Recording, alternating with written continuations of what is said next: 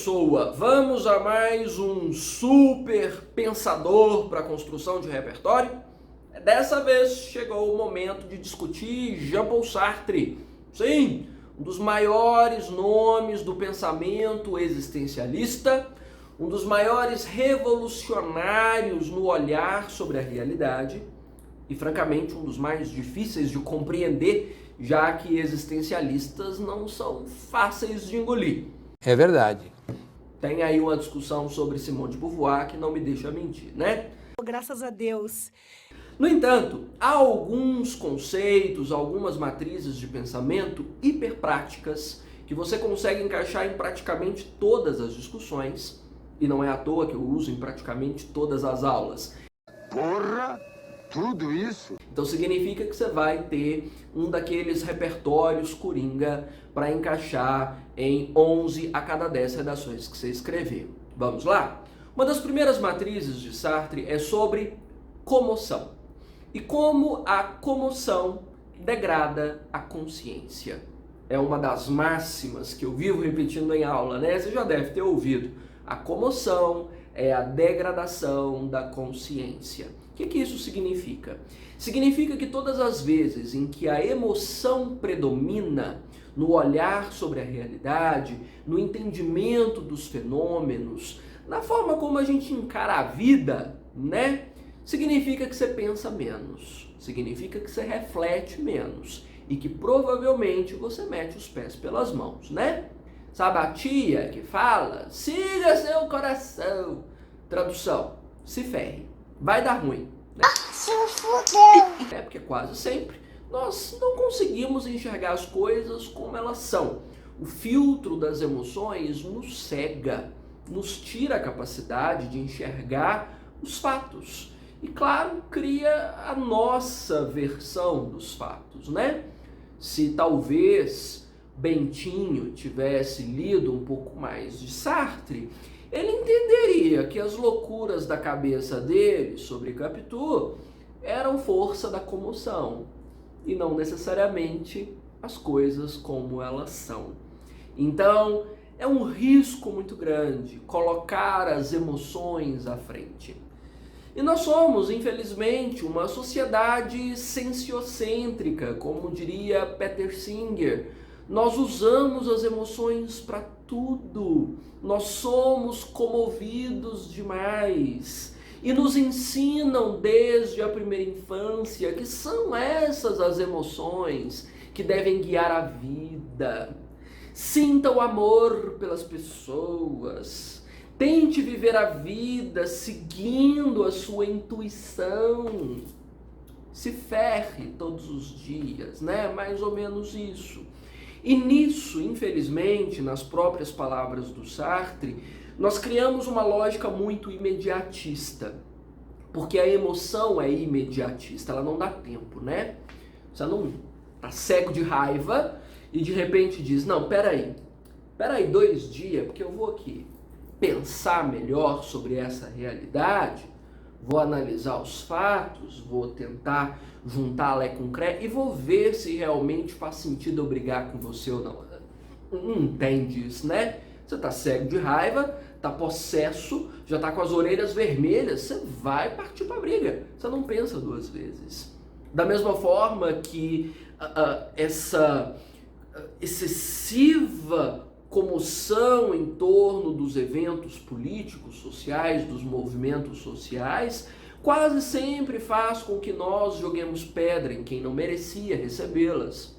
Faz com que nós façamos julgamentos sem ter as referências ou todos os pontos de vista sobre o fato. Faz com que nós criemos uma sociedade justiceira, sim, porque nós executamos justiçamento o tempo todo, a gente acha que incorporou um juiz de direito e sai distribuindo sentenças, esse aqui deve ser salvo, esse aqui tem que ir para o inferno, nesse aqui eu vou jogar pedra, esse aqui eu vou colocar no altar, esse é fada sensata, esse aqui é boy escroto, boy lixo, por aí vai. Da mesma forma que, pelo mesmo filtro da comoção, nós resolvemos cancelar pessoas. Você, a partir de hoje, você tá cancelada! Bani-las, né, colocá-las em ostracismo, isso aqui não presta, isso aqui não merece respeito, isso aqui não merece credibilidade, sem nem saber tudo que aconteceu no fim das contas. Acabou! Acabou! Pink Money, Money Pink, acabou, você tá cancelado! E vamos levando as realidades assim, nesse calor, nesse fervor, no momento sendo algozes, usando as emoções contra as pessoas, pelo calor que ela nos provoca, em outros momentos, infelizmente, sendo vítimas disso. Porque alguém vai, né, provavelmente, interpretar qualquer coisa que nós digamos ou façamos no calor das emoções e lá vamos nós banidos, cancelados, apedrejados de alguma forma. Perigoso. Não estou dizendo que todos os julgamentos que vêm das emoções são errados, mas são perigosos. Todo julgamento merece um segundo ponto de análise, uma segunda opinião, evidências que não sejam só ódio ou amor ou admiração, né? Então, nessa fé cega carregada de emoção, alimenta-se o populismo, né, nessas terras brasileiras, alimenta a onda fascista que toma conta do mundo, alimenta a cultura do cancelamento, alimenta toda a dinâmica do justiçamento pela qual todos nós passamos e alimenta todas as burradas que nós damos na vida pela incapacidade de pensar duas vezes, de ponderar, de esperar acalmar para depois agir. Não, a gente faz depois pensa, né? Mais ou menos isso. Então, comoção é um perigo e resvala desde a nossa vida íntima até a organização política e social. Isso me lembra um pouquinho o que a própria Hannah Arendt menciona sobre a perda da dignidade na política. Porque a Hannah Arendt menciona que os existencialistas foram responsáveis por um movimento de individuação. A gente valoriza muito as coisas muito pessoais, as nossas emoções, os nossos sentimentos. Nossa, isso tem peso demais, né? Tem mais peso do que o bem-estar coletivo. Então, muitas das vezes a gente acha que as nossas emoções têm mais importância do que o impacto que elas geram nas pessoas. A gente acha que aquilo que nós acreditamos ser certo é mais importante do que a opinião do outro sobre o que é certo e a liberdade dele viver da forma como ele quiser. A gente julga com a carga de preconceito absurda, né? Preconceitos, inclusive, são a base da comoção. Então, nós nos fechamos demais em nós mesmos. Hannah Arendt chama isso de self. Nós nos fechamos demais no eu. No eu sinto assim, eu penso assim, eu acredito nisso, e os outros que se danem. E eu aplico o meu código conforme as minhas emoções para todo mundo, sem medir fatos, evidências, sem relativizar a posição do outro, sem pensar. Falta cérebro, né, minha senhora? Falta cérebro. Senhora. Bom, segundo conceito extremamente valioso e que também aparece em quase todas as aulas em que eu construo, é a bendita discussão sobre liberdade, que talvez seja uma das mais importantes para essa época. Estava até pensando em colocar uma aula sobre liberdade no meu canal do YouTube. O que você acha? Compensa? Talvez compense, né? A discussão é extremamente relevante, embora a maioria não queira parar para pensar a respeito. Sartre comenta que essa época em que nós estamos nos abriu muitas possibilidades. Nós somos bastante livres, né? Nós quebramos muitos dos tabus, dos rótulos e das obrigações de outras civilizações, de outras épocas. Nós podemos escolher inúmeras possibilidades para o nosso futuro. Nós podemos escolher a forma como nós pensamos, agimos, vivemos, com quem nós nos relacionamos. Enfim, é uma época mais livre das amarras sociais. Nós podemos construir o nosso senso de certo e errado, a nossa moralidade, de forma quase independente das instituições e dos poderes que nos cercam. No entanto, qual segurança nós temos para fazer essas escolhas? Não sei. Quem nos guia por tanta liberdade? Estou lhe respondendo, não sei. Quem nos ajuda a avaliar os caminhos que nós tomamos a partir da liberdade que nós recebemos? Também não sei. Isso é um contexto muito forte do pós-guerra, do pós-guerras, né? Primeira, Segunda Guerra Fria, que abriu a vida em sociedade para um circuito de liberdade nunca antes pensada. No entanto, não nos forneceu conhecimento suficiente para lidar com essa liberdade de forma sensata, de fazer essa liberdade valer a pena.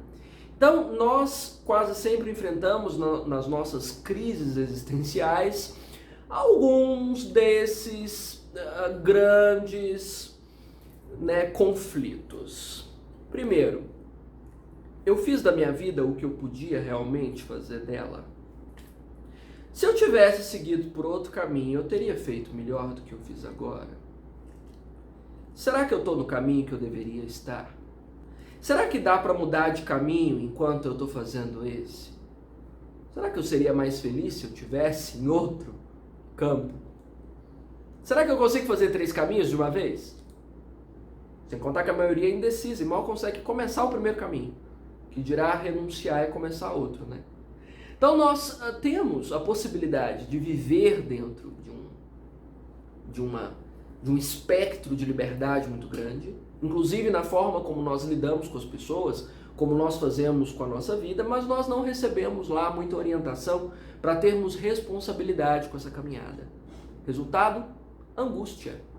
A angústia que nós nos impingimos pela dificuldade de conviver com tantas escolhas, com tantas possibilidades e com esse completo desnorteamento, porque ninguém recebeu conselho, orientação e subsídio para viver essa loucura de vida que todo mundo tem agora, e a angústia que nós colocamos sobre os outros, porque nós também não recebemos orientação a respeito de como tratar as pessoas, de como lidar com as individualidades, de como construir laços ou desfazê-los, de como manter as relações. Não é à toa que hoje, nós vivemos essas relações de plástico, tão de plástico quanto a sacola que você pega no supermercado, Usa, carrega suas frustrações dentro dela, descarta na lixeira seguinte. É assim que nós lidamos com as pessoas. Usamos, descontamos nossas frustrações e descartamos na lixeira seguinte. E o nosso supermercado quase sempre são as redes sociais, onde nós encontramos ali o modelo mais adequado para o tamanho da nossa carência. Quem se encaixa melhor no buraco que eu tenho no peito, que ninguém consegue preencher, não é assim? Alguns preenchem com pessoas, outros preenchem com comidas, outros põem pó, põem pedra, põem o que cabe, E a maioria continua vazio.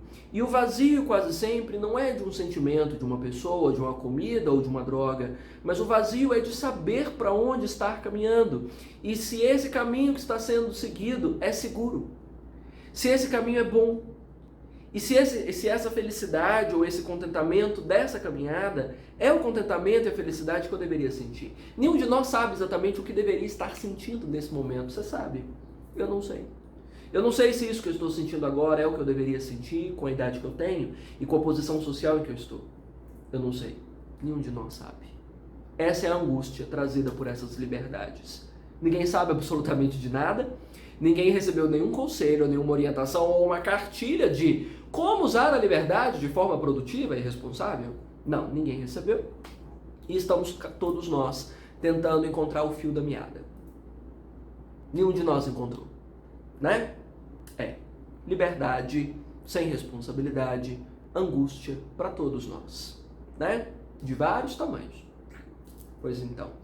E dessa liberdade eu entro num dos conceitos pelos quais eu sou mais apaixonado de Sartre e que eu uso também em 400 mil discussões, até onde não dá para encaixar, eu encaixo também, sobre o projet de la vie. E eu acho essa discussão sobre o projet de la vie uma das mais poéticas e uma das mais produtivas a respeito da vida que a gente tem construído. Sartre comenta que, principalmente dentro das sociedades pré-capitalistas, o projeto de vida já estava escrito para todos. Ou seja, se meu pai criava gado e minha mãe costurava, provavelmente eu criaria gado e minha esposa costuraria, aprendendo os ofícios dos meus pais. Provavelmente nós viveríamos na terra que eles cedessem para nós, eu aprenderia a cuidar dessa terra, ensinaria isso para os meus filhos. E quando os meus filhos tivessem idade o bastante para assumir a terra, eu então finalmente me aposentaria.